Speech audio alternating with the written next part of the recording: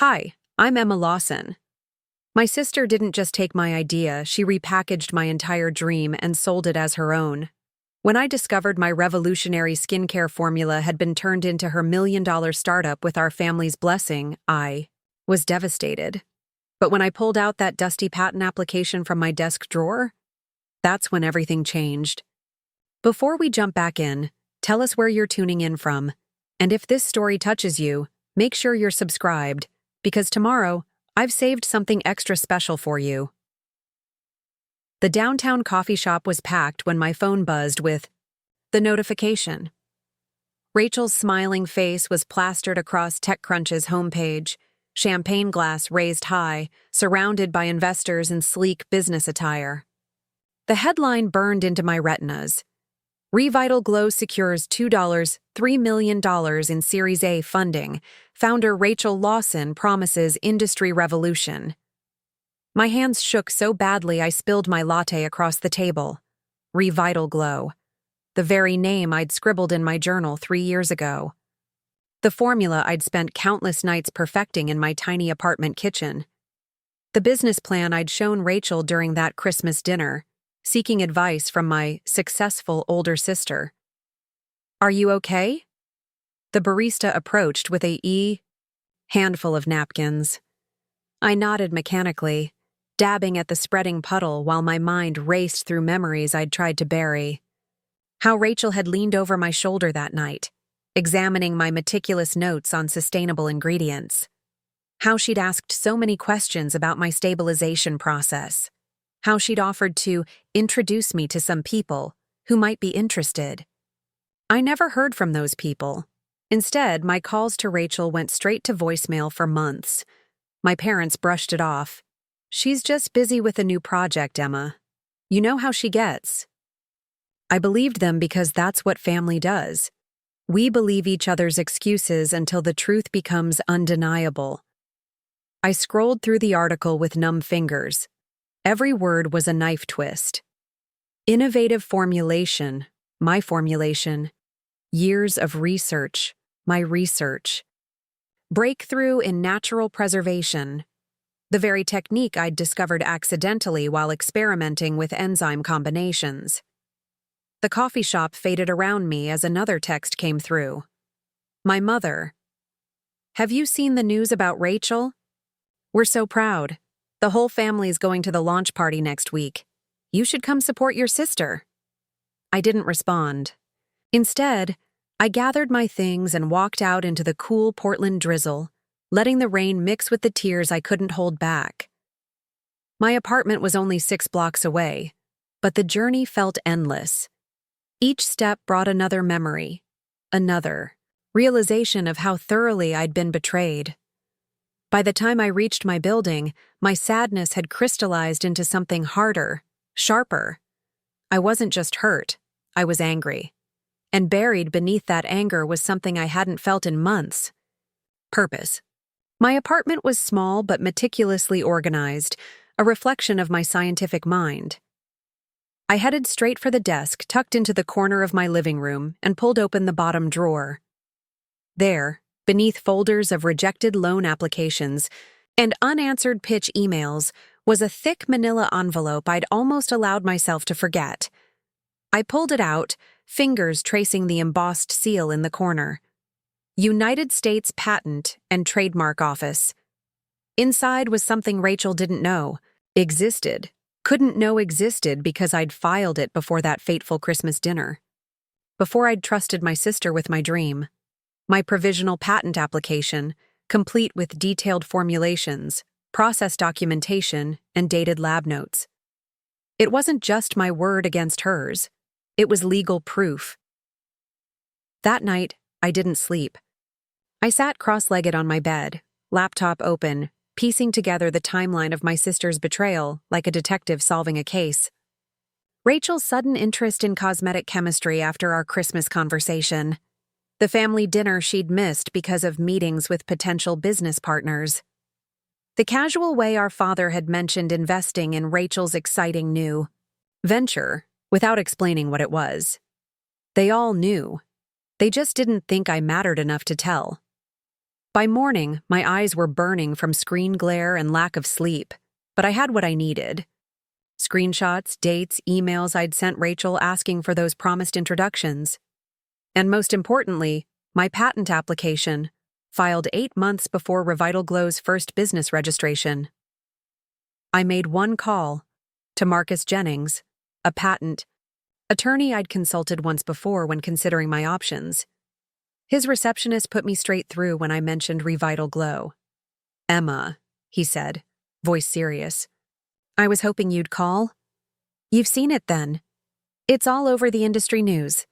And yes, it sounds remarkably similar to what we discussed last year." I took a deep breath. "I have the provisional patent application, filed before any of this started." The silence on the other end was brief, but weighted with possibility. "Come to my office, today if you can." I arrived at the gleaming downtown office building 2 hours later, clutching my manila envelope like a lifeline. Marcus met me in the lobby himself, unusual for an attorney of his standing, and escorted me up to a conference room with floor-to-ceiling windows overlooking the city. "Before we start," he said, closing the door behind us, "I should tell you that RevitalGlow approached me 3 months ago." My heart sank. "And you're representing them?" "No." His expression softened. I declined. The formulation they described sounded too familiar. I couldn't ethically take the case. Relief flooded through me. "So you believe me." "I remember our meeting, Emma. Your passion, your attention to detail. And I remember thinking that someone would try to steal your idea if you weren't careful." He gestured to my envelope. "Let's see what you've got." For the next hour, we spread my documentation across the polished conference table, my original formula notes, dated and witnessed, the patent application with its official timestamp, emails to Rachel featuring key concepts that later appeared in RevitalGlow's marketing materials. Marcus took meticulous notes, occasionally asking clarifying questions.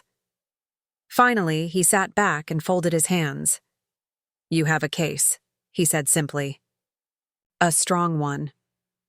"Against RevitalGlow?"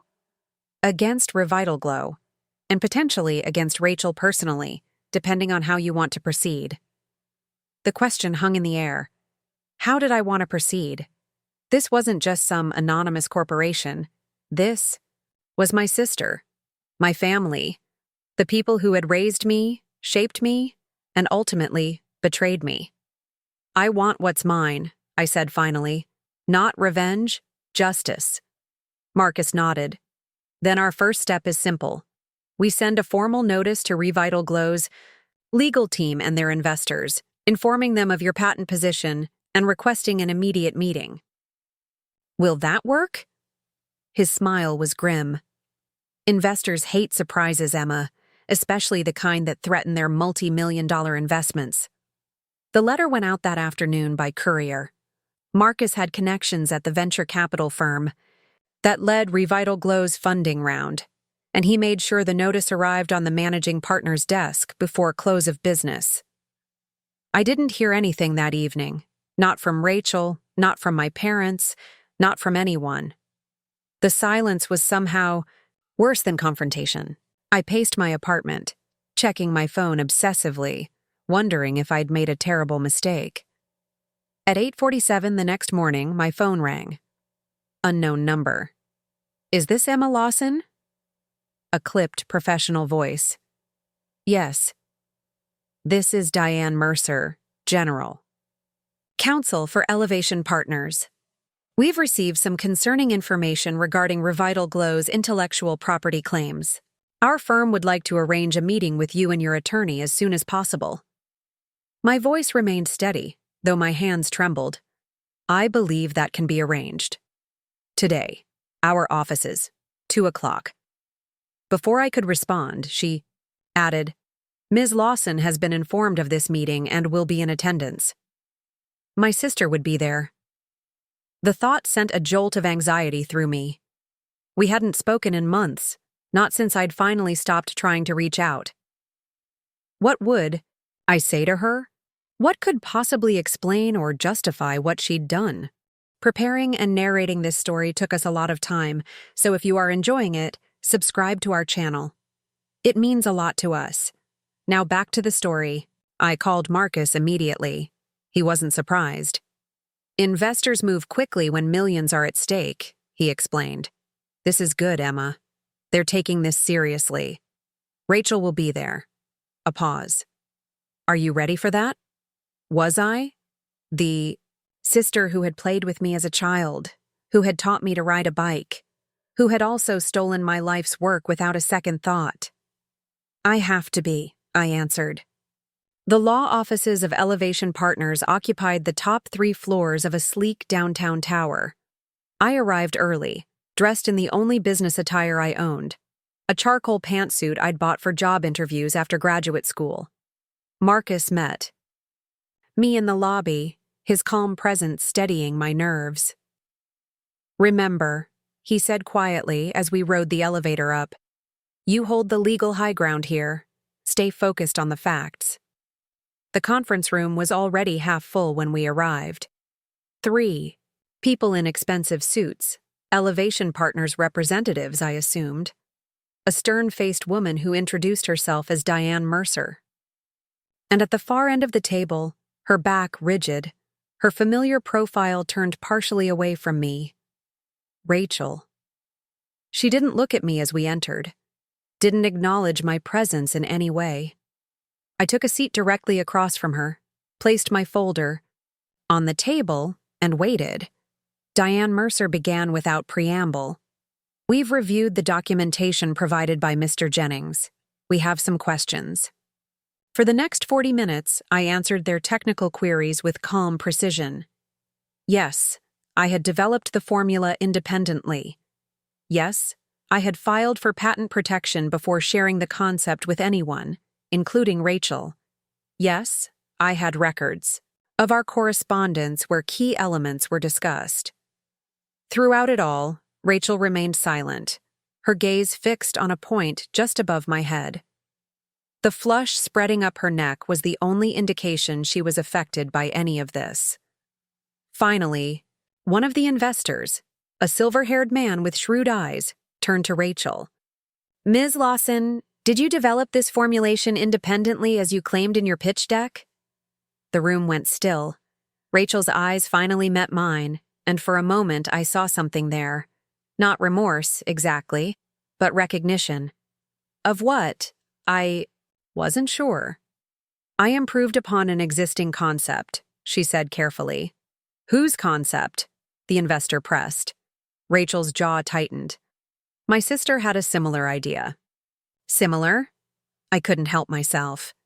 It's identical, down to the ratio of enzymes in the stabilizing agent. You never would have done anything with it, Rachel suddenly burst out. You've been developing this for years with nothing to show. I turned it into something real. I made it happen. The room fell silent again. I felt oddly calm in the face of her outburst. You didn't make it happen, Rachel. You took what wasn't yours because it was easier than creating something yourself. Diane Mercer cleared her throat. Regardless of anyone's ability to commercialize, patent law is clear on matters of inventorship. If Ms. Emma Lawson can prove she was first to invent, which these documents strongly suggest, RevitalGlow has a significant legal problem. The silver-haired investor leaned forward. A problem that extends to the representations made to secure our funding. Rachel's face paled. I can explain. I think you've explained enough, he interrupted, closing his folder with finality. We'll need to discuss our options privately. We were asked to wait in separate rooms while the investors conferred. Marcus stayed with me, periodically checking emails on his phone while I stared out the window at the city below. The Portland skyline stretched out, buildings catching the afternoon light. Somewhere out there was my tiny apartment with its makeshift lab, where I'd spent countless hours perfecting a formula that had almost been stolen from me forever. An hour passed before Diane Mercer entered our waiting room. We have a proposal, she said, taking a seat across from us. Elevation Partners is prepared to restructure their investment on the following terms. RevitalGlow will be reorganized with Emma Lawson as Chief Scientific Officer and majority shareholder. The patent will be properly assigned with Emma as inventor. Rachel Lawson will remain as CEO, but with reduced equity and a clear mandate to work collaboratively. Marcus looked at me. That's an extremely favorable offer. It was more than favorable. It was vindicating. But something didn't sit right. I want to speak to Rachel, I said, alone. Diane hesitated, then nodded. I'll arrange it. Minutes later, I stood face to face with my sister in a small meeting room. Without the investors present, her professional facade crumbled. She looked tired, her eyes rimmed with red. Congratulations, she said flatly. You've won. This isn't about winning, I replied. It's about what's right. Right, she laughed bitterly. You have no idea what it's like to be the practical one, the responsible one. Dad was ready to invest in my business, not yours. Mom was finally proud of something I was doing. The investors loved me. They loved my formula, I corrected gently. And you could have asked me to collaborate. We could have built this together. Rachel's shoulders sagged. Would you have? Really? After all the times I've overshadowed you? After all the family dinners where everyone asked about my career and ignored yours? The question hung in the air between us, heavy with years of unspoken rivalry and resentment. Would I have? I couldn't honestly say. We'll never know, because you didn't give me the chance, I finally answered. But I'm giving you one now. Her eyes narrowed suspiciously. What do you mean? I'll accept their offer with one condition. We're true partners, equal credit, equal input. We build this company together, the way it should have been from the start. Why would you do that after what I did? I thought about the manila envelope, about the years of work, about family dinners and childhood memories and the complicated bonds that tie us to people even when they hurt us. Because you were right about one thing. I might never have taken this to market on my own. I needed someone who believes in it as much as I do. I just wish you'd asked me first. Rachel's expression shifted, something like hope flickering across her face. And if I say no? If I fight this?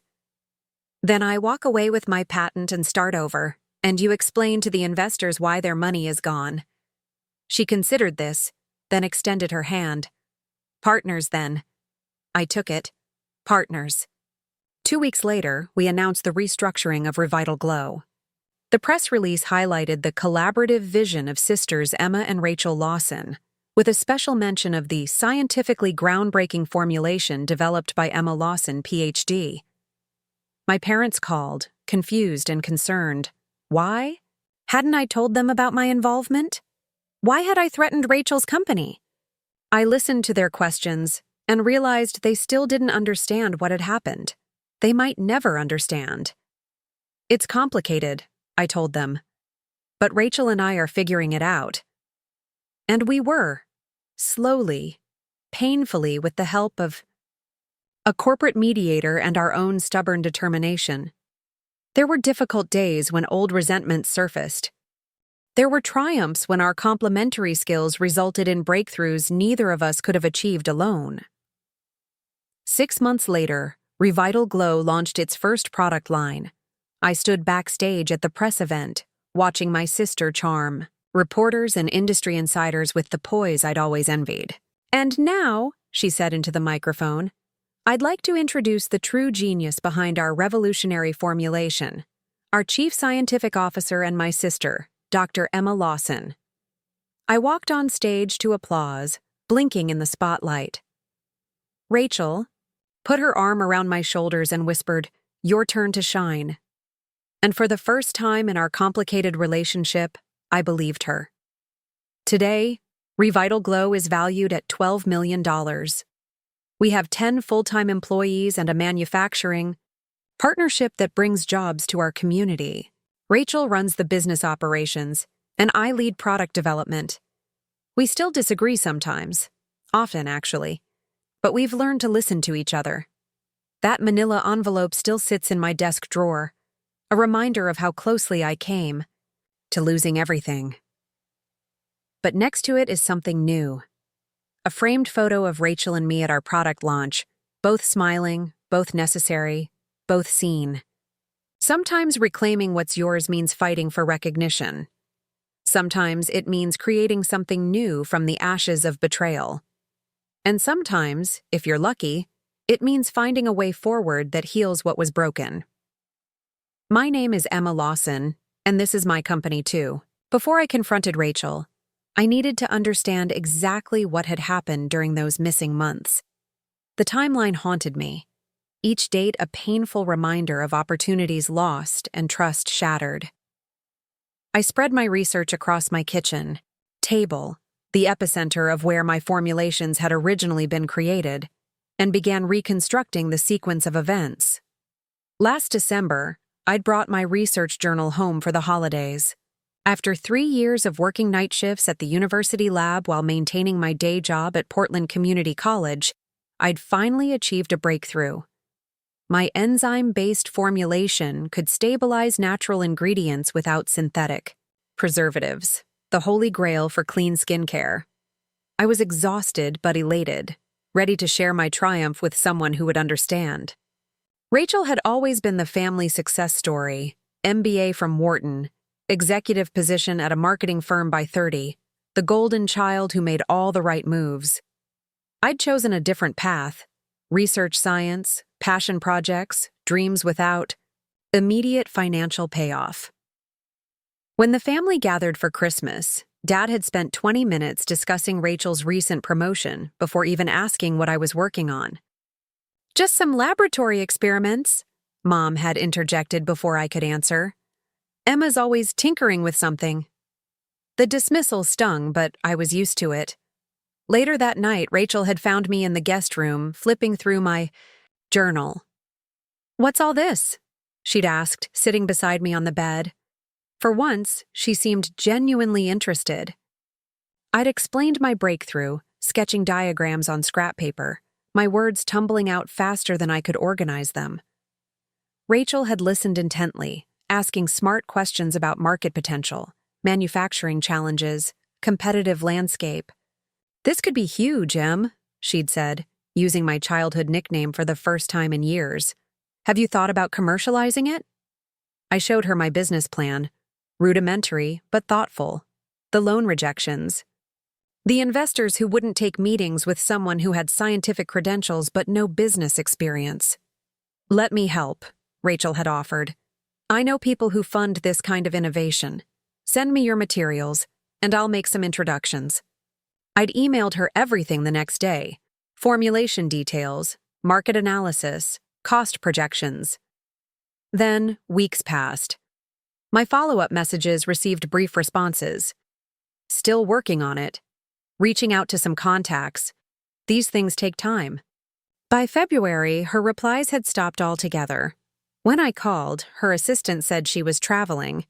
At family dinner in March, she'd been conspicuously absent. Mom mentioned Rachel was swamped with a major new project, but offered no details. April brought Dad's casual mention of investing a significant amount in Rachel's exciting new venture. When I asked what it was, he'd been vague. "Some kind of beauty startup. You know your sister, always spotting opportunities. She's already got serious investor interest." The pieces weren't just falling into place, they were crashing down around me. I pulled up my email history, finding the exact message where I'd shared my enzyme stabilization process, the very technology that, according to the TechCrunch article, made RevitalGlow's products revolutionary.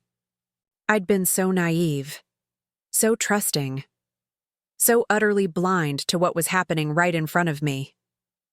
The next morning, I gathered my courage and paid an unexpected visit to my parents' home in the suburbs. Mom answered the door in her gardening clothes, surprise evident on her face. "Emma, what brings you here on a weekday?" "I need to talk to you and Dad about Rachel."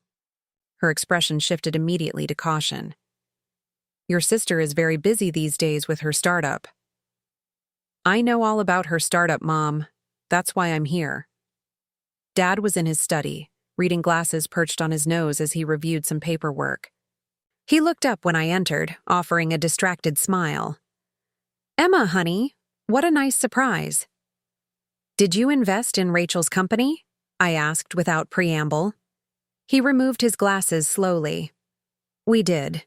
It's a promising opportunity. Did she tell you where she got the idea? The technology? The formulation? Mom had followed me into the study and now hovered anxiously by the doorway.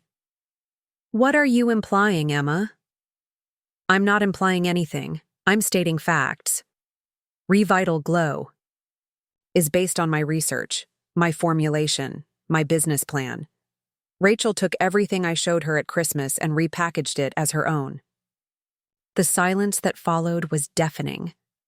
Dad cleared his throat. That's a serious accusation. It's not an accusation, it's the truth.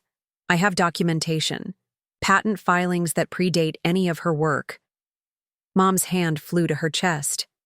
Patents? You never mentioned patents. You never asked what I was working on, I replied, the hurt of years of dismissal evident in my voice. Well, Dad said, adjusting papers on his desk, I'm sure there's been some misunderstanding. Rachel wouldn't what, Dad? Wouldn't take advantage of her little sister? Wouldn't steal an idea when she saw its potential? Wouldn't lie to her own family?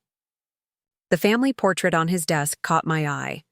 Rachel in her graduation robe, me standing slightly behind her, both of us smiling. A frozen moment from a time when I still believed in unconditional family support. Even if what you're saying is true, Mom interjected, Rachel has the business experience to make this successful.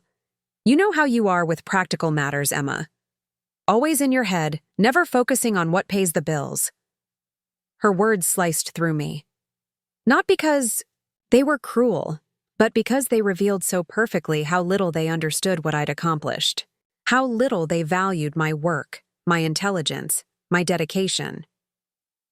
I have a doctorate in biochemistry, I said quietly. I've published research in peer-reviewed journals. I developed a revolutionary formulation that could change an entire industry. And you think I'm impractical? Dad sighed heavily. We just mean that Rachel knows how to navigate the business world. You've always been more academic.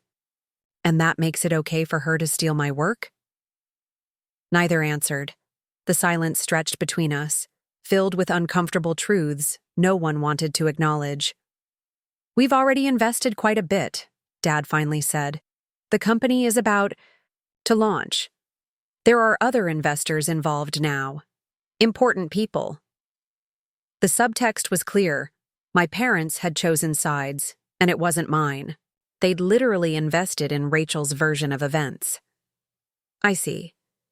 I gathered my bag, suddenly eager to leave this house where I felt like a stranger. Well, those important people should know they've invested in stolen intellectual property. I have a meeting with Rachel's investors tomorrow. Mom gasped. Emma, you can't! You'd destroy everything she's built. She built it on my foundation, Mom, without my consent, without even telling me.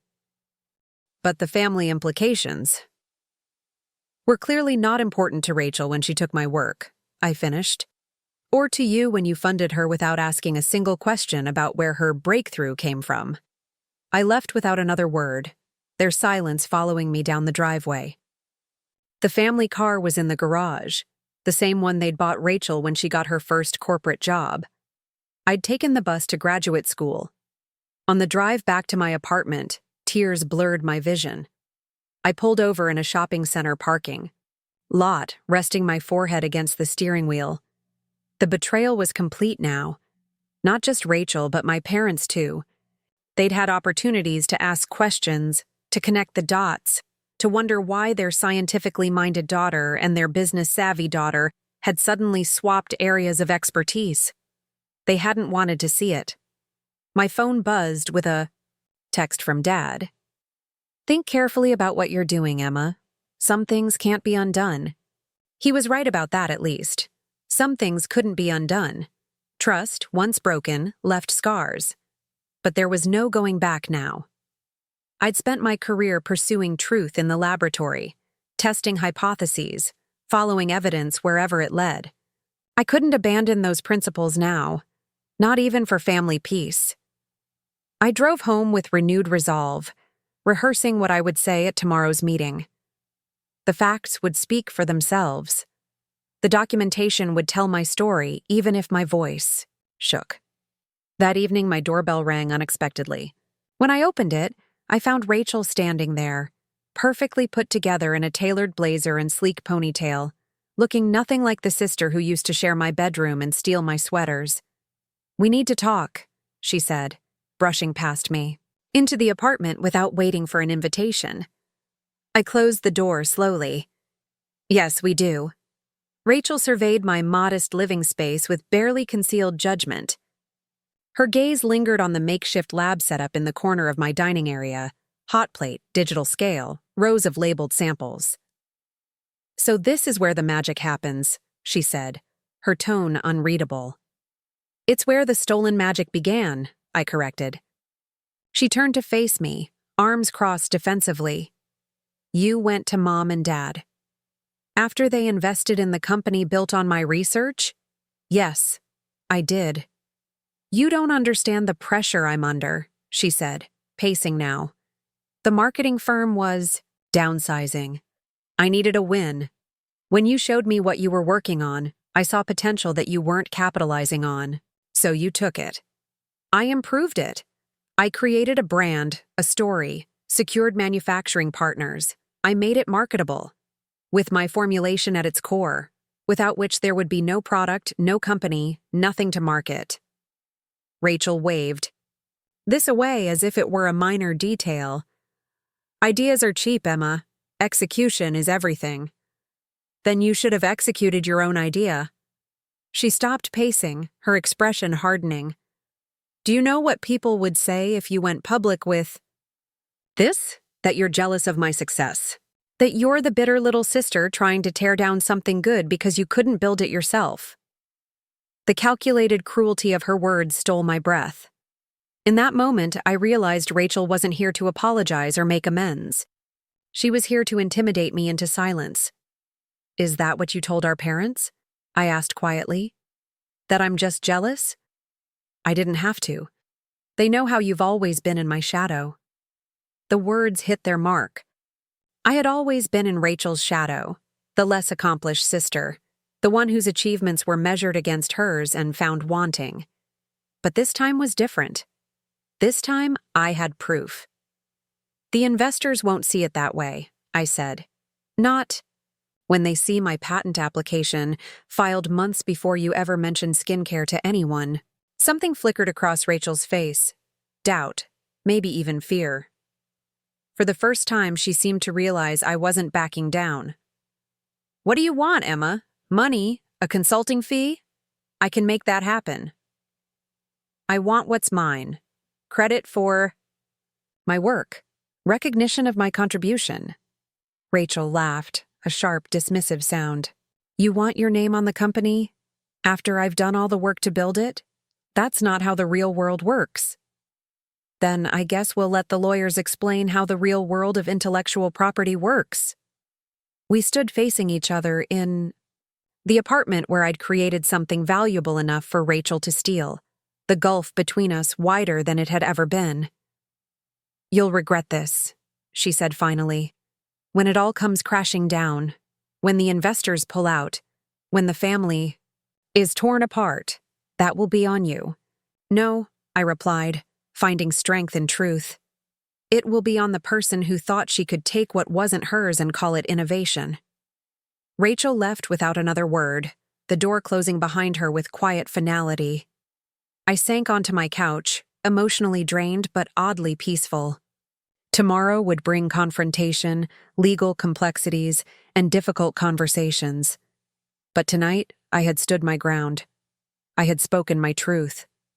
The patents and documentation spread across my coffee table represented years of work, dedication, and scientific rigor.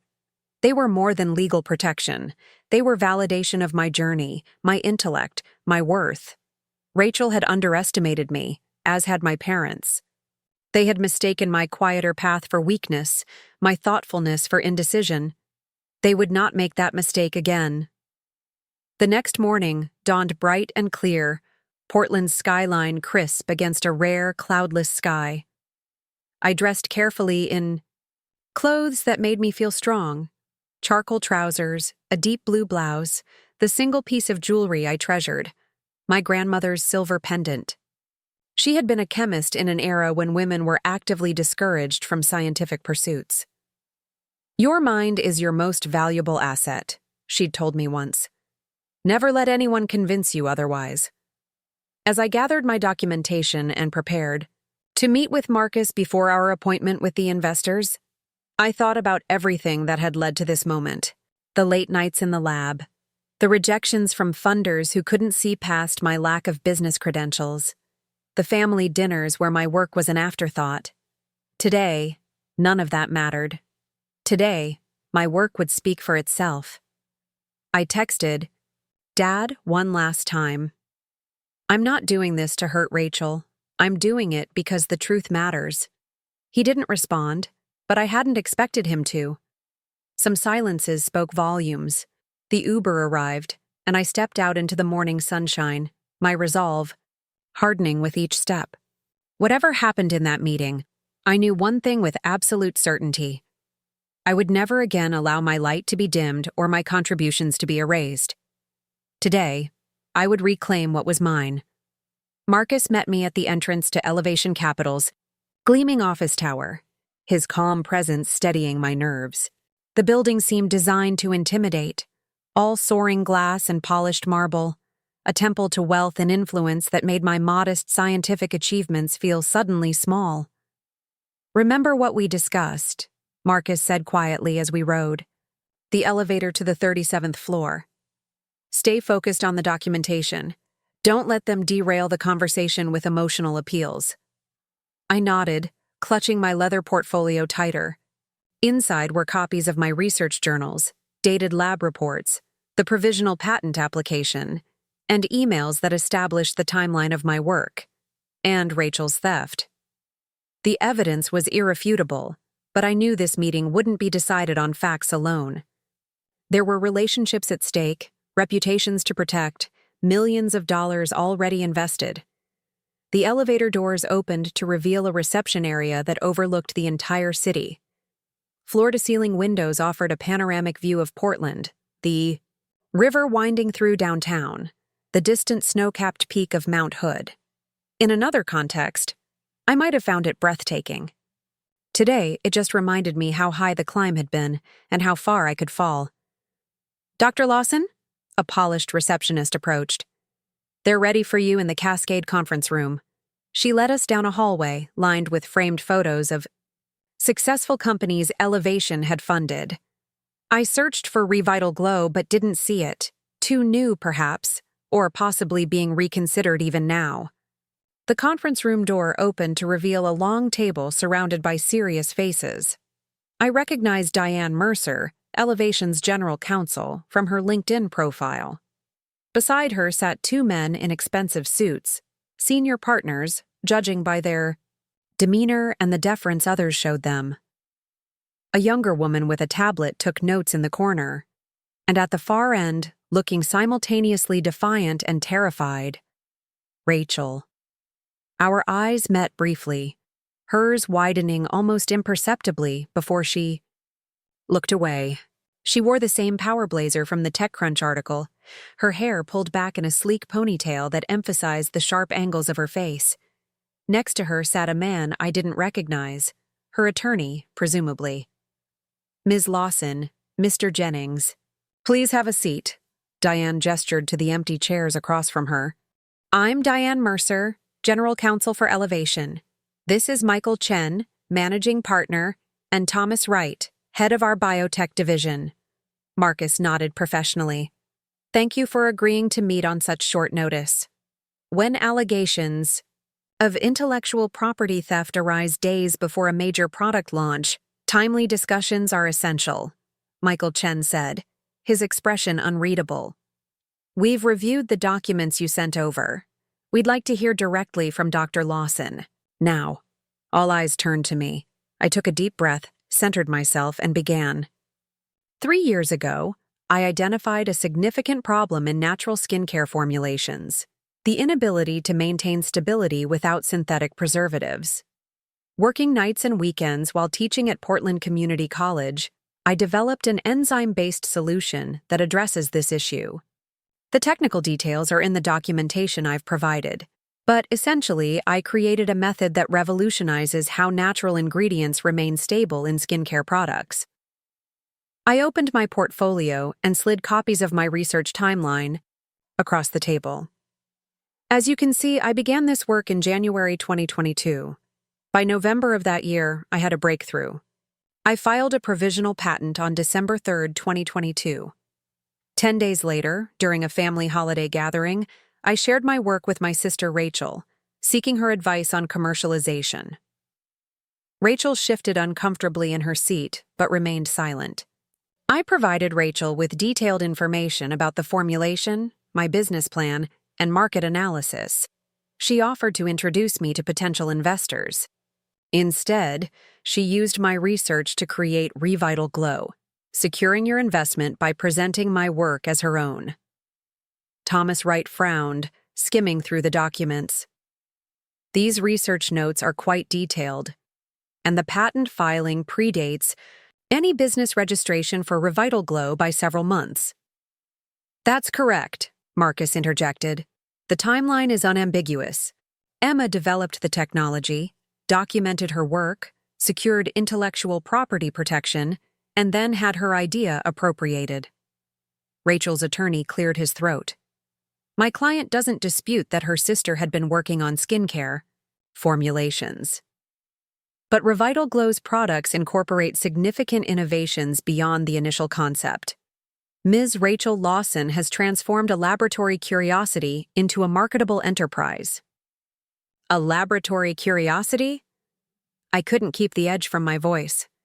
The revolutionary preservation method highlighted in your pitch deck is identical to what I developed and patented, the proprietary enzyme complex described in your marketing materials uses the exact ratios I documented in my research journals, the same journals I shared with Rachel. Diane Mercer tapped her pen against the table. Rachel, you told us during due diligence that you had developed this technology yourself. Rachel straightened, her confidence returning. I improved upon Emma's initial concept dramatically. The formulation as it exists now is substantially different. That's simply not true, I said, opening my portfolio again and extracting more documents. These are the formula specifications from my patent application, filed in December. And these are the specifications listed in RevitalGlow's manufacturing agreements, dated April. They are functionally identical, down to the percentages of key active ingredients. Michael Chen studied both documents, his expression growing more severe. Ms. Lawson, Rachel, these do appear to be remarkably similar. The core technology may have similarities, Rachel's attorney interjected, but my client has invested considerable effort in developing the brand, securing manufacturing partnerships, and creating a go-to-market strategy. The value of RevitalGlow extends far beyond the formulation itself. No one is disputing Ms. Rachel Lawson's business acumen, Marcus replied smoothly. But building a business on misappropriated intellectual property raises serious legal and ethical concerns. Thomas Wright turned to Rachel. Did you disclose during our investment process that your sister had developed the core technology? Rachel hesitated, glancing at her attorney. I didn't think it was relevant. I substantially improved upon her basic idea. Yet you never acknowledged her contribution or sought her permission, Diane pointed out. And our technical reviewers were told that you personally developed the enzyme stabilization method. Because I did develop it into something useful. Rachel's composure cracked slightly. Emma would have sat on this for years, tinkering in her little home lab, never bringing it to market. I took action. I made it real. You stole it, I said quietly. The room fell silent for a moment. Rachel's face flushed with anger or embarrassment, perhaps both. Michael Chen leaned forward. Regardless of who might have better commercialized this innovation, we have a serious problem. Elevation Capital invested $3 million in RevitalGlow based on representations that are now in question. Our limited partners expect thorough due diligence and clean intellectual property. Not to mention, Thomas added, we're 3 weeks from product launch. We have retail partnerships pending, manufacturing agreements signed, and a marketing campaign ready to deploy. Diane's expression was grave. If Dr. Emma Lawson chooses to pursue legal remedies, which, based on this documentation, she would likely win, the company could face an injunction preventing product launch, significant damages, and a complete loss of our investment. Rachel's attorney shuffled his papers nervously. We should discuss settlement options that allow RevitalGlow to proceed while addressing Dr. Lawson's concerns. I'm not interested in derailing the company, I said, surprising even myself with the calmness in my voice. The formulation works. It can help people. It deserves to reach the market. Rachel looked up sharply, clearly surprised by my statement. What are you proposing? Diane asked. I glanced at Marcus, who nodded slightly, encouraging me to continue. I want recognition. As the inventor of the core technology, I want a role in the company that reflects my contribution to its foundational science. And I want equity commensurate with that contribution. Rachel started to object, but Michael held up his hand, silencing her. Those requests seem reasonable. Given the circumstances, the alternative could be years of litigation and a product that never launches. We need to discuss specific terms, Rachel's attorney insisted. Of course, Marcus agreed. But first, we need acknowledgement of the fundamental issue. Emma invented the technology that makes RevitalGlow possible. Any resolution begins there. All eyes turned to Rachel. She sat perfectly still, her expression unreadable. For a moment, I thought she might continue to fight, to deny what was now obvious to everyone in the room. Fine, she finally said, her voice tight. The initial formulation was Emma's. It wasn't a gracious admission, but it was an admission nonetheless. Something loosened in my chest, a tension I hadn't fully acknowledged until it began to dissolve. Michael nodded. Then I suggest we take a short break. Council can begin drafting terms for restructuring both the company and our investment. We'll reconvene in 30 minutes. As the room emptied, Rachel remained seated, staring at the documents spread across the table. I hesitated, then approached her slowly. I didn't want it to come to this, I said quietly. What did you expect? She asked, not looking up. That I'd just hand everything over, after all the work I've put in? I expected my sister to ask me to be part of it from the beginning, to acknowledge my contribution, to see value in what I created. Rachel finally looked up, her eyes bright with unshed tears. No one ever saw value in what I created, Emma. I was always the business major, practical, predictable, boring. You were the scientist, the creative one, the one with the brilliant mind. Even when I was making 6 figures and you were living in that tiny apartment, Mom and Dad talked about your research with reverence. Our daughter, the scientist, they'd say. The revelation stunned me. That's not how I remember it at all. Of course not. You never noticed because you were too busy feeling overlooked. She laughed bitterly. We were both so convinced the other was the favorite. I sank into a chair beside her, trying to reconcile her version of our shared history with mine. Had we both been so caught in our own narratives that we'd missed each other's pain? When I saw what you'd created, Rachel continued, I knew it was brilliant. I knew it could change everything. And yes, I wanted to be part of that brilliance. Just once, I wanted to be the one who made something remarkable. So you took my work instead of asking to collaborate? Would you have said yes? Really? After years of competing for attention, after all the times you dismissed my corporate sellout career? I wanted to deny it immediately, but honesty made me pause. Would I have welcomed Rachel's involvement back then? Before the betrayal? Before this confrontation? I wasn't certain. I don't know, I admitted. But you never gave me the chance to find out. She nodded slowly, accepting this. Well, now, we're both in an impossible situation. The launch is in 3 weeks. The retailers are waiting. The investors are panicking. And our family. Mom and Dad know? I called them after you left yesterday. Dad's furious. He thinks you're trying to sabotage me out of jealousy. Of course he did. The golden child could do no wrong. And what do you think, Rachel? Was I supposed to just let you take credit for my life's work? She didn't answer directly. What happens now?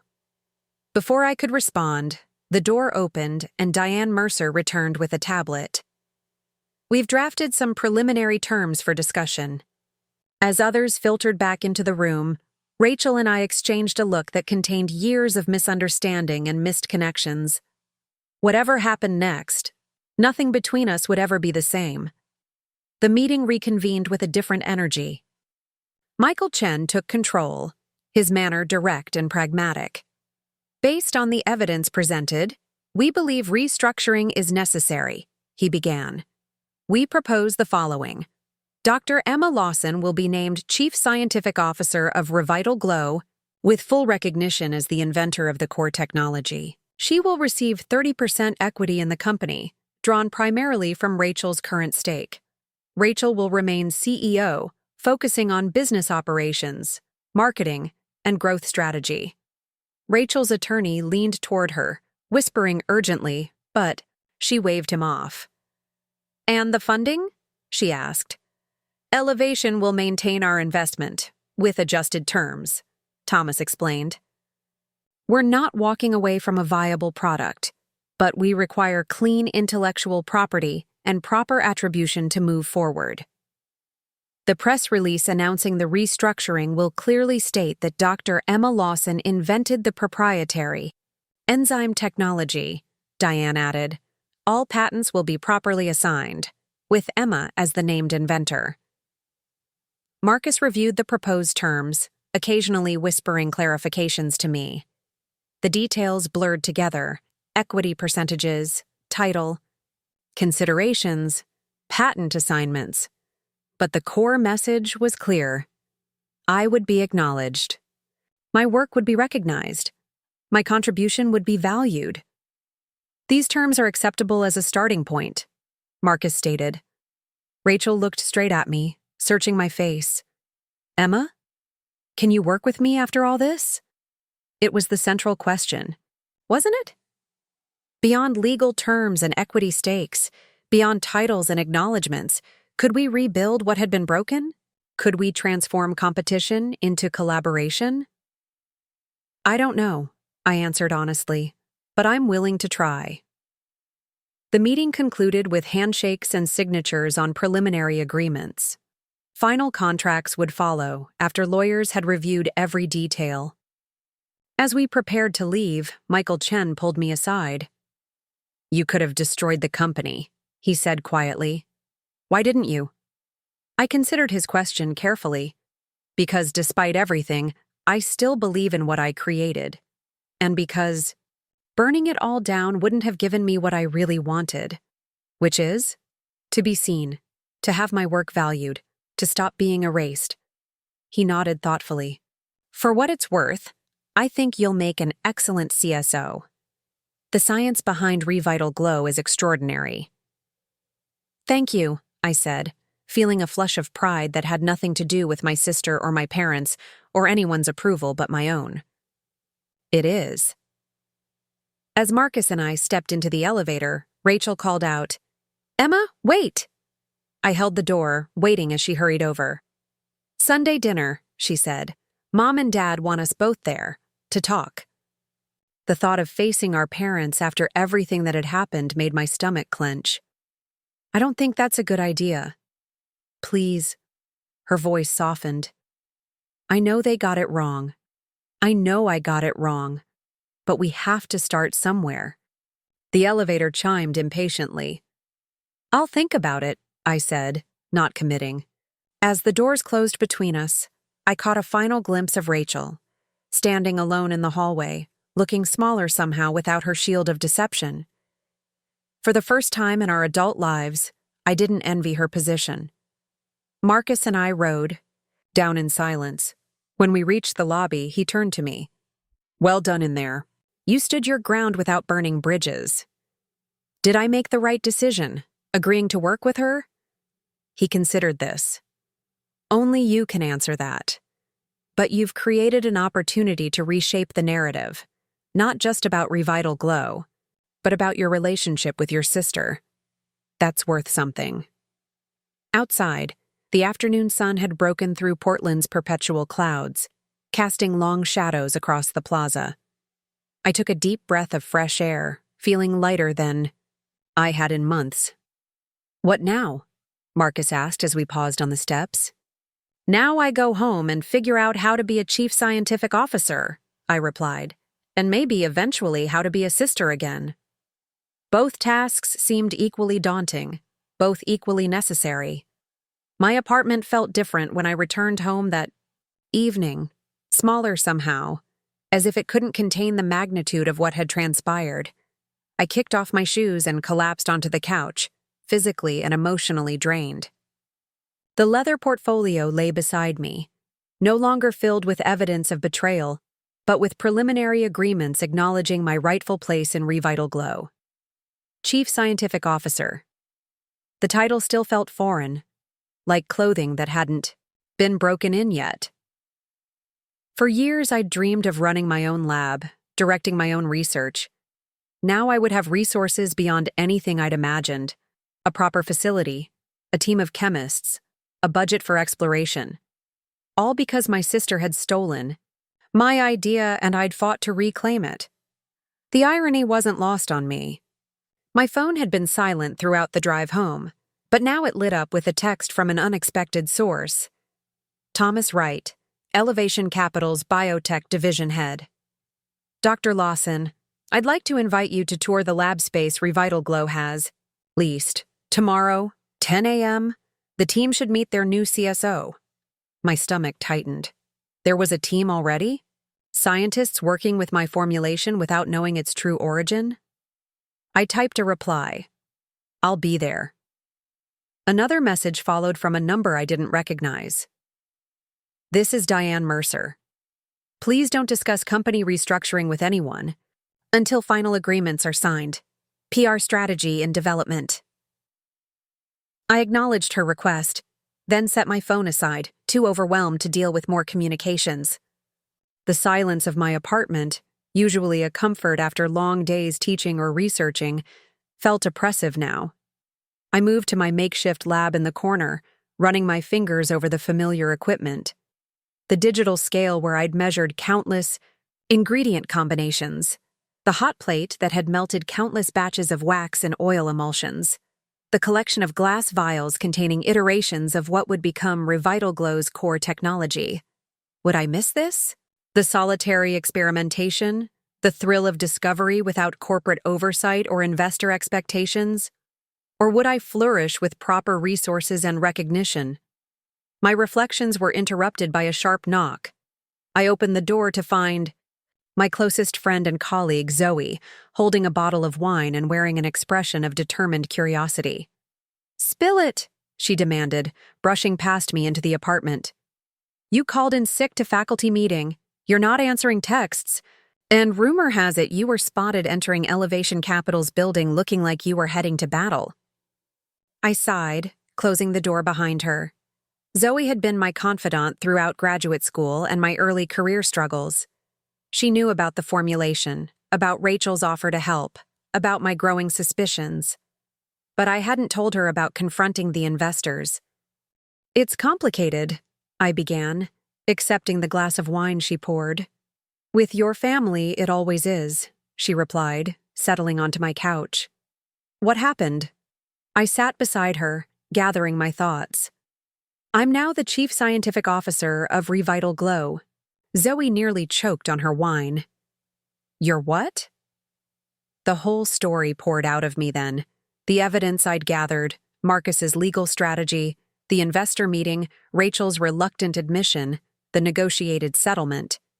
Zoe listened, wide-eyed, occasionally interjecting with colorful commentary about my sister's character. "So they just gave in?" she asked when I'd finished. "After Rachel stole your entire life's work?" "They didn't have much choice. The patent application predated everything. The formulas were identical. Fighting would have meant injunctions, lawsuits, horrible publicity right before launch." "And you agreed to work with her? After everything she did?" The question hit. A tender spot. "I don't know if it's the right decision, but destroying RevitalGlow wouldn't undo what happened. This way, at least my work reaches the market. People will benefit from it." Zoe studied me over the rim of her glass. Always the scientist. "Even now, you're thinking about the greater good of your research." "Is that wrong?" "No," she said, carefully. "But I wonder if you're underestimating how difficult it will be to work alongside someone who betrayed you so completely." I hadn't allowed myself to think that far ahead. The victory of reclaiming my place had overshadowed the practical reality of what would come next: daily interactions with Rachel, navigating family dynamics that had enabled her deception, rebuilding professional relationships on a foundation of fractured trust. "I have to try," I said finally. "Otherwise, what was the point of fighting for recognition?"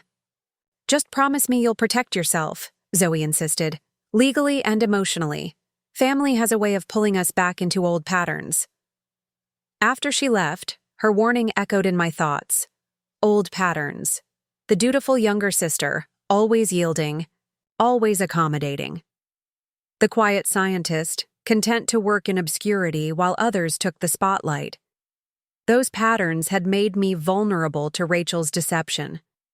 Could I truly break them now, in a professional context where the stakes were even higher? Sleep eluded me that night. I tossed and turned, imagining tomorrow's lab visit from every angle. Would the team resent me as an interloper?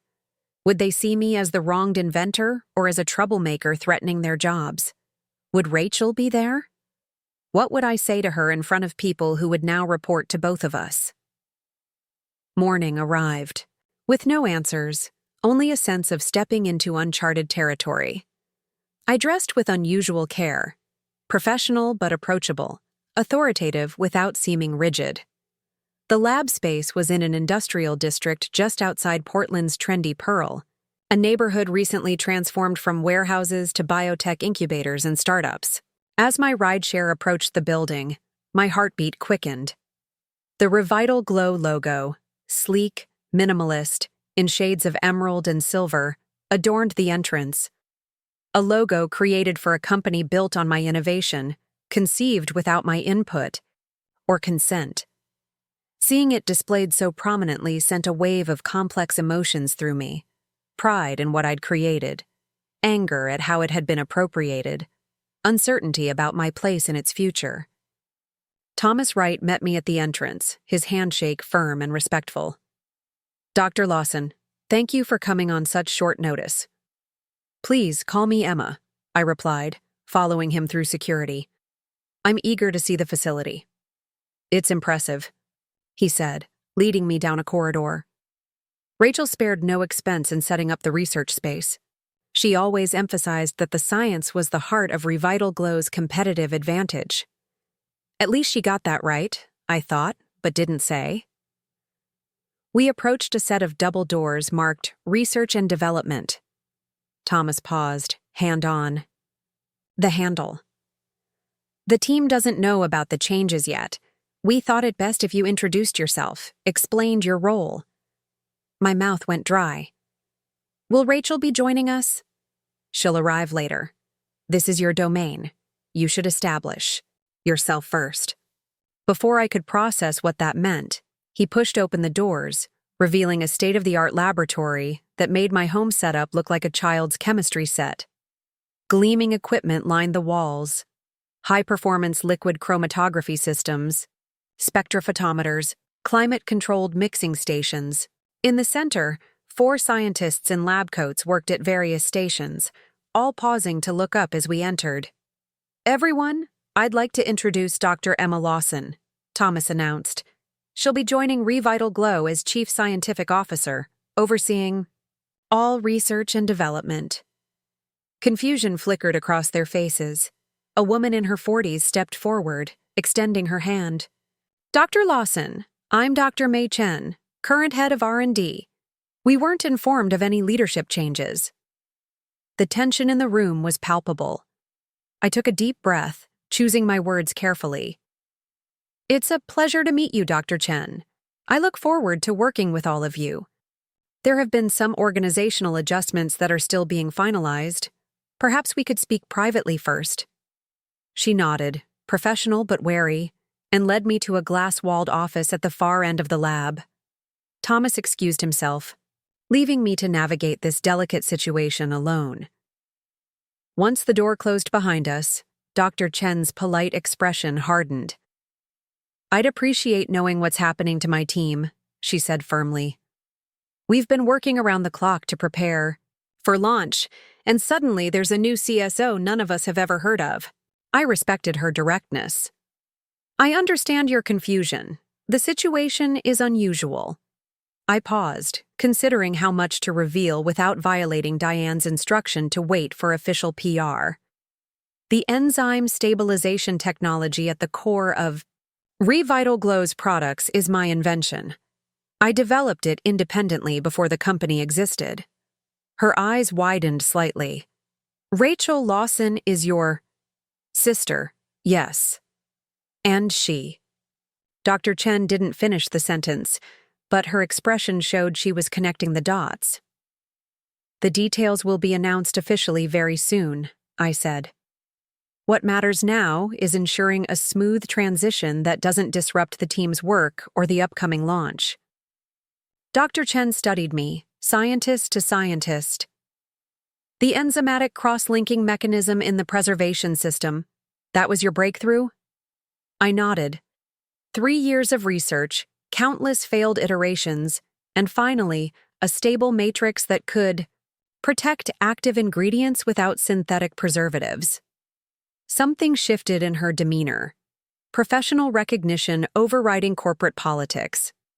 "It's brilliant work. I've been trying to reverse engineer the exact mechanism to optimize production scaling. The key is in the enzyme ratios," I explained, automatically slipping into the familiar territory of scientific discussion. "They need to be adjusted based on the polyphenol content of each botanical extract." "I suspected as much," her eyes lit up. "We've been running stability tests with varying inputs, but without the original research." She stopped abruptly, realization dawning. "You weren't credited in any of the documentation Rachel provided us." "No," I said simply. "I wasn't." Dr. Chen absorbed this, her expression transitioning from confusion to understanding to a kind of professional solidarity. "That explains why certain aspects of the formulation seemed disconnected from conventional development approaches. This wasn't developed in a corporate lab environment. My kitchen and a community college lab after hours, actually." She shook her head, a small smile forming. "Now I have 1,000 questions about your methodology." "And I'll answer all of them," I promised. "But first, I need to understand where the team stands on production readiness, formulation stability, and quality control." For the next hour, Dr. Chen walked me through their progress, challenges, and outstanding questions. The team had indeed been working with incomplete information, making remarkable progress despite missing crucial context about how and why certain components interacted. With each explanation, I filled in gaps in their understanding, watching as frustrating inconsistencies suddenly made sense in light of my original research. Gradually, the other scientists joined our discussion. Professional curiosity overcoming initial wariness. I found myself surrounded by talented researchers asking thoughtful questions about my work, building on it with their own insights, treating me with the collegial respect I'd craved throughout my career. This oxidation issue we've been battling with the rose extract, a young chemist named Jason explained, pointing to stability test results. We couldn't figure out why it was happening in some batches, but not others. It's the harvest timing, I explained. The enzyme ratios need seasonal adjustment based on the plant's growth cycle. Of course. He looked simultaneously enlightened and chagrined. We've been approaching it as a manufacturing inconsistency, not an agricultural variable. Nay. The time we'd worked through their most pressing technical questions, the initial tension had transformed into cautious enthusiasm. These scientists weren't just implementers of someone else's vision. They were genuine collaborators who appreciated the elegance of the solution I'd created and had enhanced it with their own expertise. We should run a new batch with the adjusted enzyme ratios immediately, Dr. Chen suggested. If Emma's right about the seasonal variation. The lab doors opened, interrupting her. Rachel stood in the entrance, immaculately dressed in a tailored suit that made my business casual outfit seem inadequate by comparison. The room fell silent. I see you've all met my sister, she said, her voice carefully neutral. I trust Dr. Chen has brought you up to speed on our research progress? The deliberate formality, the careful avoidance of any acknowledgement of what had transpired between us, it was classic Rachel, controlling the narrative through selective omission. We've had a productive discussion, I replied, matching her professional tone. The team has made impressive progress, especially considering they were working without complete information about the underlying technology. A flash of irritation crossed her face before she smoothed it into a corporate smile. Well, that won't be an issue going forward. As Emma mentioned yesterday, she'll be joining RevitalGlow as Chief Scientific Officer, overseeing all product development and research initiatives. The team members exchanged glances, clearly sensing the tension beneath the announcement. Emma is the original inventor of our core enzymatic stabilization technology, Rachel continued, each word seeming to cost her effort. Her expertise will be invaluable as we scale production and expand our product line. It wasn't a full acknowledgement of what she'd done, but it was a start, a public recognition of my contribution that couldn't be retracted later. I look forward to working with all of you, I added, addressing the team. The foundation you've built here is impressive, and together, we can refine these formulations even further. Rachel gestured toward the door. Emma, perhaps we should discuss integration plans in my office. The legal team has sent over the final paperwork for review. As we left the lab, I felt the scientists' curious gazes following us. The dynamics had shifted palpably. They now knew who had created the technology that made their jobs possible, and that knowledge couldn't be undone. Rachel's office was at the end of the corridor, a corner space with windows overlooking the city. Unlike the sterile functionality of the lab, this room was carefully designed to impress. Modern art on the walls, a substantial desk of reclaimed wood, comfortable visitor chairs arranged for optimal conversation. Well, she said, closing the door behind us. That went about as well as could be expected. Did it? You didn't tell your own research team where the technology came from. I was waiting for the legal details to be finalized. She sat behind her desk, maintaining the physical barrier between us. Speaking of which, the final agreements are ready for signature. Diane emailed them this morning. I remained standing. I'll have Marcus review them first. Of course.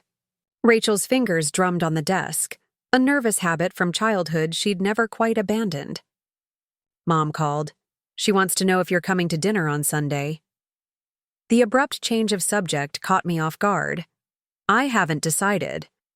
They deserve to hear your side of things, Emma. They're confused about what's happening. Confused? I couldn't keep the edge from my voice. I was very clear when I spoke to them. You took my work. They funded you knowing it was my research. They didn't understand the situation fully. Because you misled them, just like you misled your investors and your research team. Rachel flinched. Is that how it's going to be now? Every conversation circles back to what I did wrong? I took a deep breath, trying to separate personal hurt from professional necessity.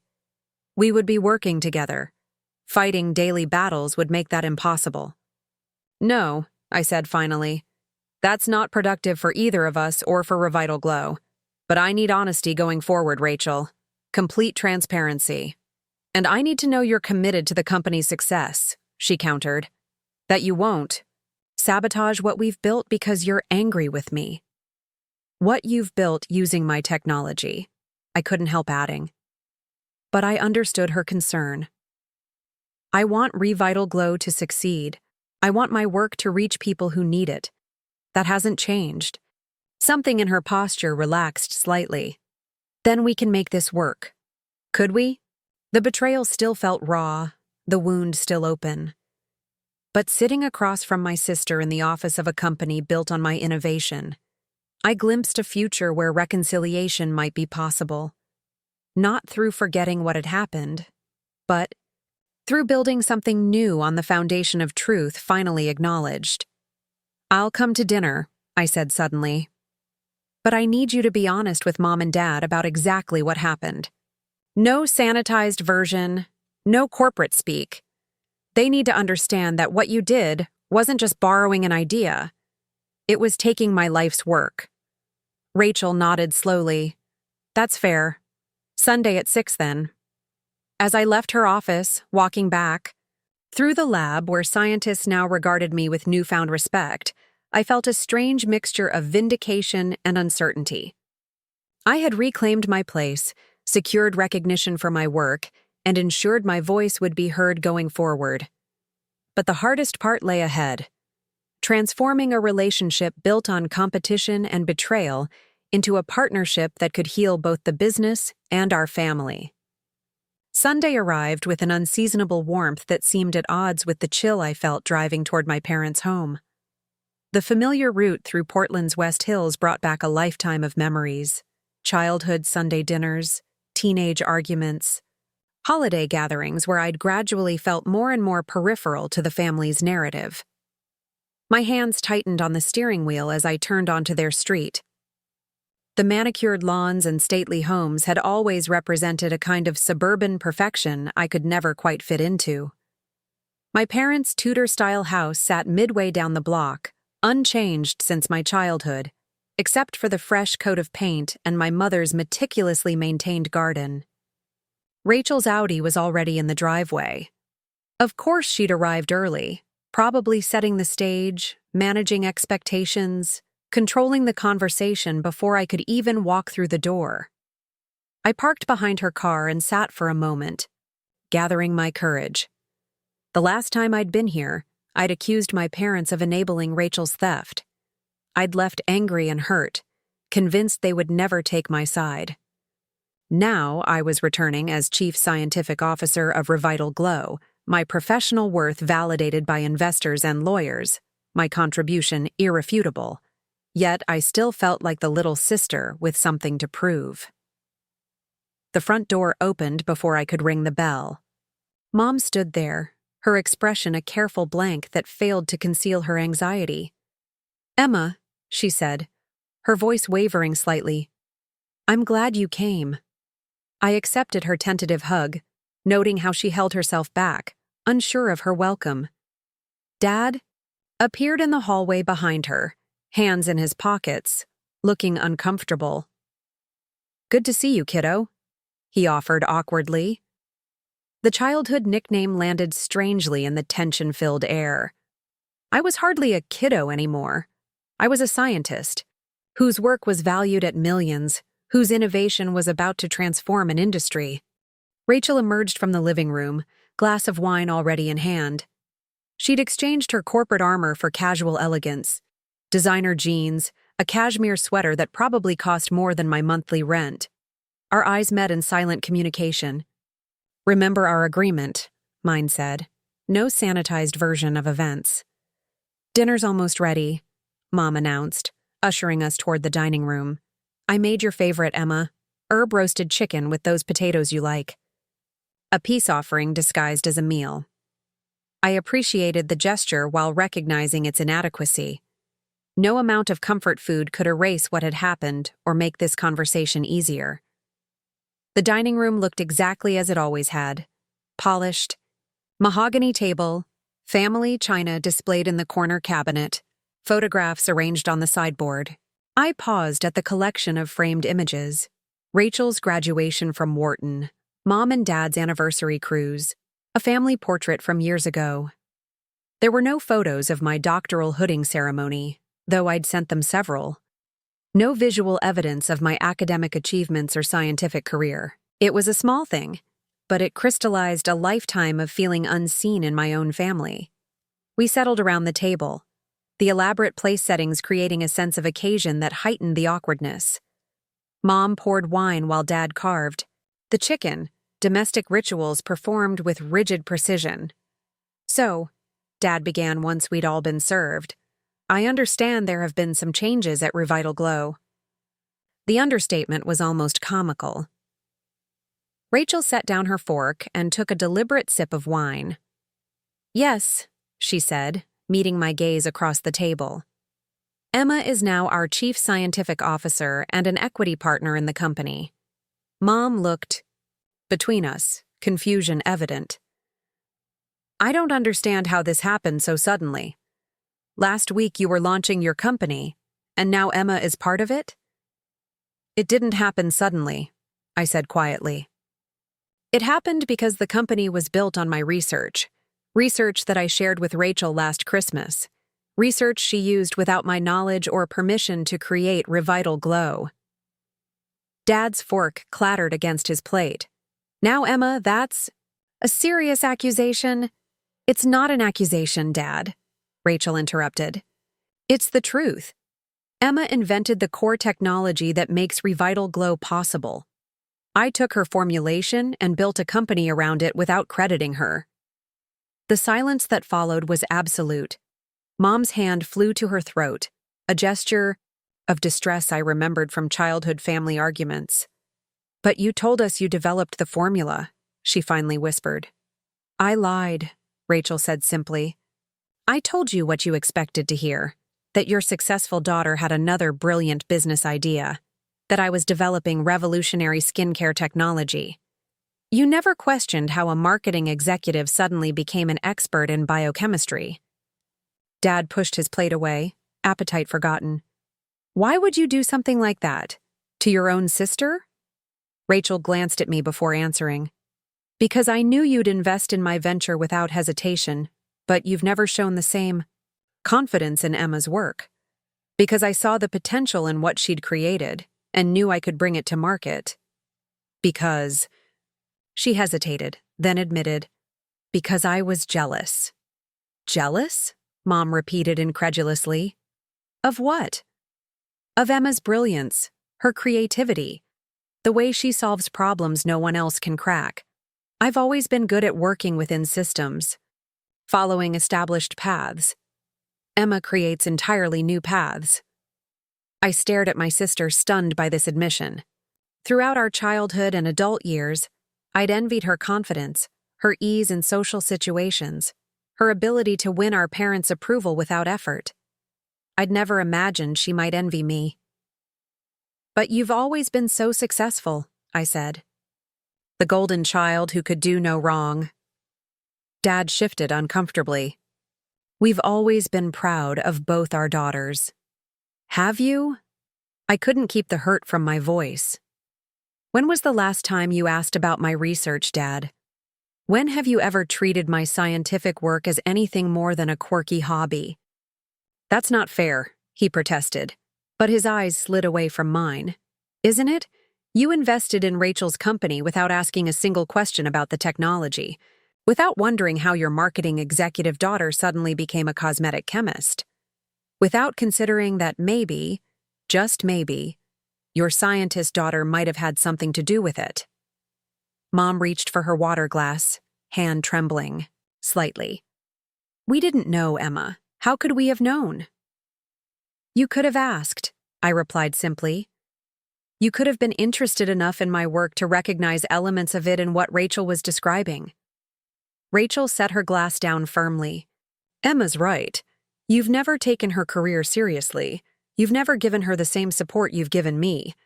And I exploited that blind spot because I knew you wouldn't question me. The harsh truth hung in the air between us.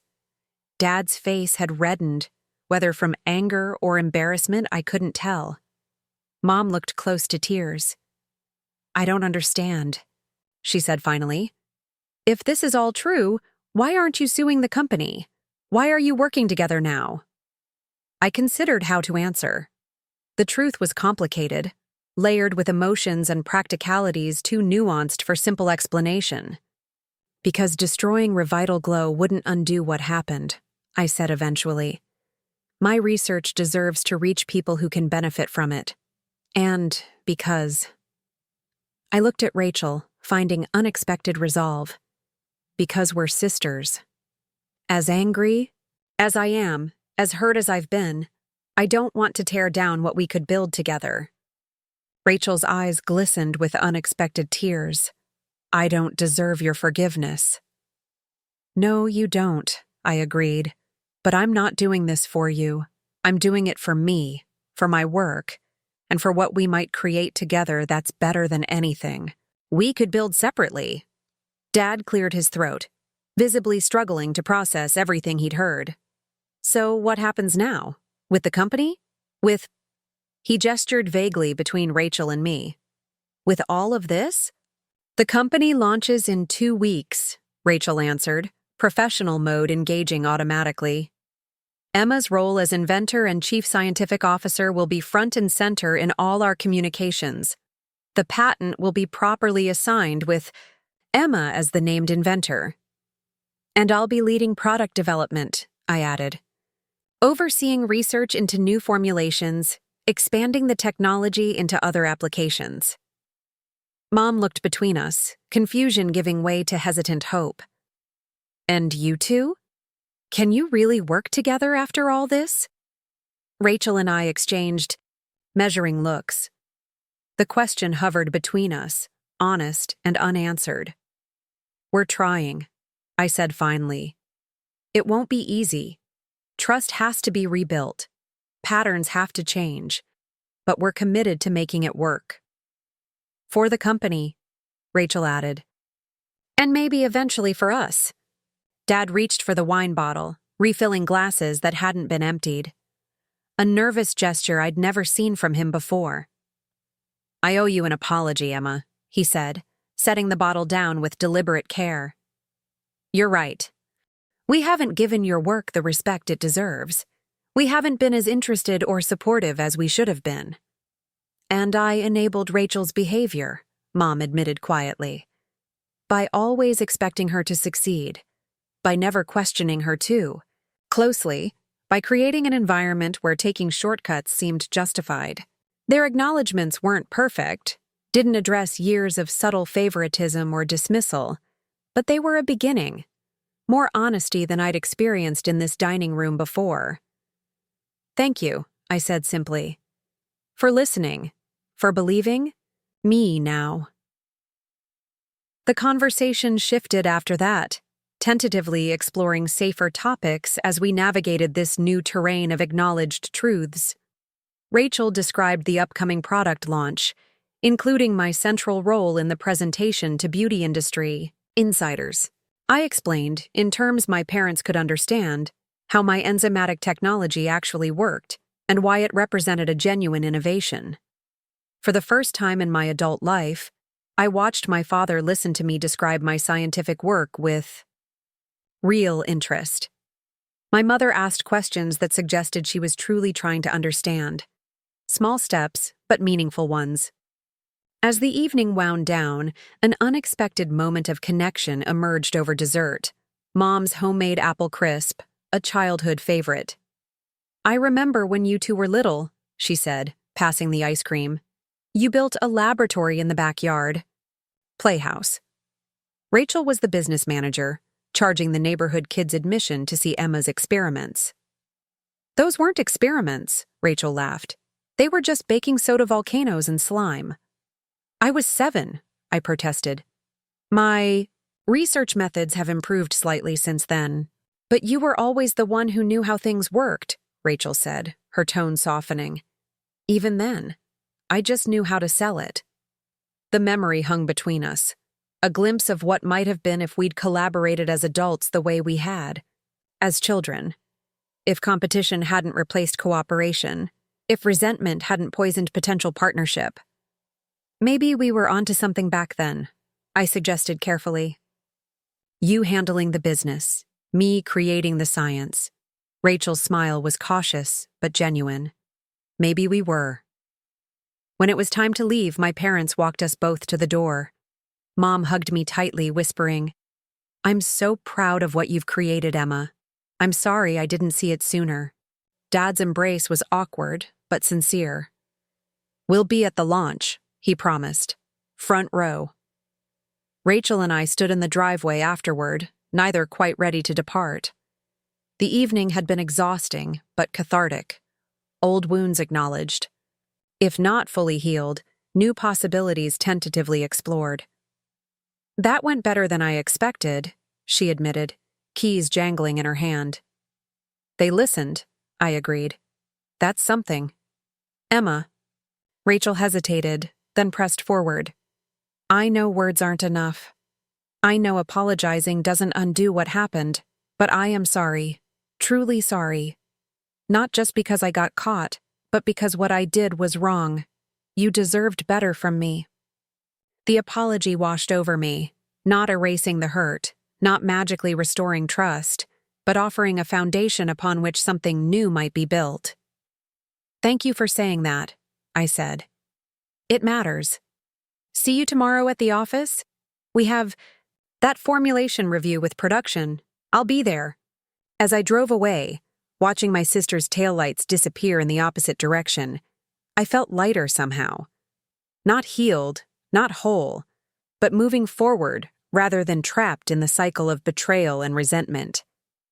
2 weeks later, I stood backstage at the RevitalGlow launch event, heart pounding as Rachel concluded her opening remarks to the assembled beauty industry insiders, investors, and media representatives. "And now," she said into the microphone, "I'd like to introduce the brilliant scientist whose groundbreaking research made RevitalGlow possible, our chief scientific officer and the inventor of our proprietary enzyme technology, Dr. Emma Lawson."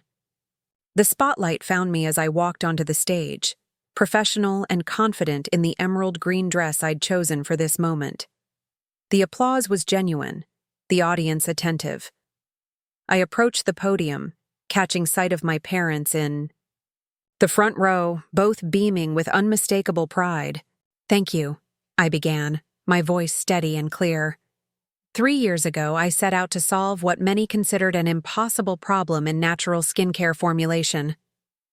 As I spoke about the science behind the products, I watched understanding and appreciation dawn on the faces before me. My work, my innovation, my vision. Finally recognized, finally valued, finally seen. Rachel stood to the side, nodding encouragingly when I glanced her way. Our journey toward reconciliation was just beginning, the path forward neither simple nor certain. Trust would need to be rebuilt day by day, old patterns consciously broken, new boundaries respected. But standing there, explaining my research, to a world finally ready to hear it, I glimpsed the possibility of a partnership stronger than either of us could achieve alone. At the reception afterward, a young female scientist approached me, notebook in hand. "Dr. Lawson, your enzyme stabilization method is revolutionary. I have so many questions about your research process." "I'd be happy to discuss it," I replied, feeling a surge of professional satisfaction. As we talked, Rachel appeared at my elbow with the lead beauty editor from Vogue. "Emma, Marion is fascinated by the sustainability aspects of our formulation. would you mind explaining how your technology reduces manufacturing waste? The seamless handoff, the natural collaboration, felt like a preview of what might be possible. Not perfect, not effortless, but intentional. A choice to build rather than destroy. Later that night, as the successful launch wound down, Rachel and I found ourselves alone on the venue's terrace, Portland's lights shimmering below us. "We did it," she said, raising her champagne glass toward mine. "We did," I agreed, allowing our glasses to touch lightly. "This is just the beginning, though." Of RevitalGlow? Absolutely. The response tonight exceeded all projections. Not just the company, I clarified. Of us finding a new way forward, of creating something together instead of competing, of seeing each other clearly. Rachel considered this, starlight reflecting in her eyes. "I think I'd like that," she said softly. "A fresh start. Not forgetting, not erasing, but moving forward, reclaiming not just my intellectual property, but my voice, my place, my future. On my own terms, with my name attached, my contribution recognized." "To new beginnings," I said, raising my glass once more. "To sisters," Rachel replied. The city glittered below us, full of possibility. RevitalGlow would launch in stores next week, carrying my innovation to people who would benefit from it. The research lab awaited my direction, new formulations taking shape in my mind already. And here, on this terrace, a fragile bridge was being built across years of misunderstanding and months of betrayal. I had reclaimed what was mine. Not just a patent, not just a title, not just equity in a company, but my story, my voice, my truth. The path forward wouldn't be easy, but it would be authentic. And for the first time in longer than I could remember, that felt like enough. Up next, you've got 2 more standout stories right on your screen. If this one hit the mark, you won't want to pass these up. Just click and check them out.